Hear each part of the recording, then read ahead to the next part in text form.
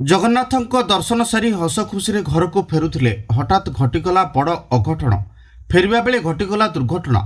ରାସ୍ତା କଡ଼ରେ ଏକ ଘରକୁ ଧକ୍କା ଦେଲା ବୋଲେରୋ ଗାଡ଼ି। ଦୁର୍ଘଟଣାରେ 8 ଜଣ ଯାତ୍ରୀ ଆହତ ହୋଇଛନ୍ତି।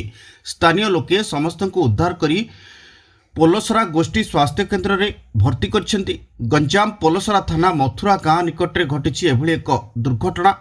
ସୂଚନା ଅନୁଯାୟୀ ଆଜି ଭୋରରୁ ଗୋଟିଏ ବୋଲେରୋ ରାସ୍ତା କଡ଼ରେ ଥିବା ଏକ ଘରକୁ ଦ୍ରୁତ ଗତିରେ ଆସି ଧକ୍କା ଦେଇଥିଲା। ଦୁର୍ଘଟଣାରେ ବୋଲେରୋରେ ବସିଥିବା ସମସ୍ତ ଯାତ୍ରୀ ଆହତ ହୋଇଛନ୍ତି। ସମସ୍ତଙ୍କୁ ସ୍ଥାନୀୟ ଲୋକେ ଉଦ୍ଧାର କରି ଚିକିତ୍ସା ନିମନ୍ତେ ପୋଲସରା ଗୋଷ୍ଠୀ ସ୍ୱାସ୍ଥ୍ୟ କେନ୍ଦ୍ରରେ ଭର୍ତ୍ତି କରିଛନ୍ତି। ସେଠାରେ ସମସ୍ତଙ୍କ ଚିକିତ୍ସା ଜାରି ରହିଛି। ତେବେ ବୋଲେରୋଟି ପୁରୀରୁ ବୁଗୁଡ଼ା ଦେଇ ଜାଲ ଖାଇ ଯାଉଥିବା ବେଳେ ଡ୍ରାଇଭରଙ୍କ ଆଖି ଲାଖିଯିବାରୁ ଦୁର୍ଘଟଣା ଘଟିଥିବା ଅନୁମାନ କରାଯାଉଛି। ସେପଟେ ଖବର ପାଇ ପୋଲସରା ପୁଲିସ ଘଟଣାସ୍ଥଳରେ ପହଞ୍ଚି ଦୁର୍ଘଟଣାର ତଦନ୍ତ ଆରମ୍ଭ କରିଛି।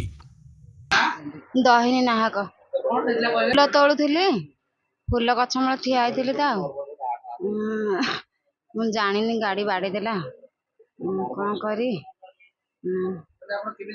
ଫୁଲ ତୋଳୁଥିଲି ଆଗ ତ ପଦାଟାରେ ଠିଆ ହେଇଛି, ଗାଡ଼ି ପଳେଇଲା ଯିଆର ମୁଁ ଜାଣିନି କିଛି ହେଲେ ଗାଡ଼ି ବାଡ଼େଇଦେଲା ଗାଡ଼ି। ଏଇଟା ଚାରିଆଡ଼େ ଛାଚି ଫାଚି ଚାରିଆଡ଼େ ମାଡ଼ ହେଇଛି। ମୁଣ୍ଡକୁ ହେଲେ ମାଡ଼ ହେଇ ଛେଚା ମାଡ଼ ହେଇଯାଇଛି। ବ୍ଲଡ଼ ଏ ଦିଟାରେ ବାହାରିଛି। ଏଇଟା ବ୍ଲଡ଼ ଯେ ଏଇଟା ବେଣ୍ଡିସ୍ ହେଇନି, ଏବେ ଦେଖିଲୁ ଏଇଟା ହେଇଛି ମାଡ଼।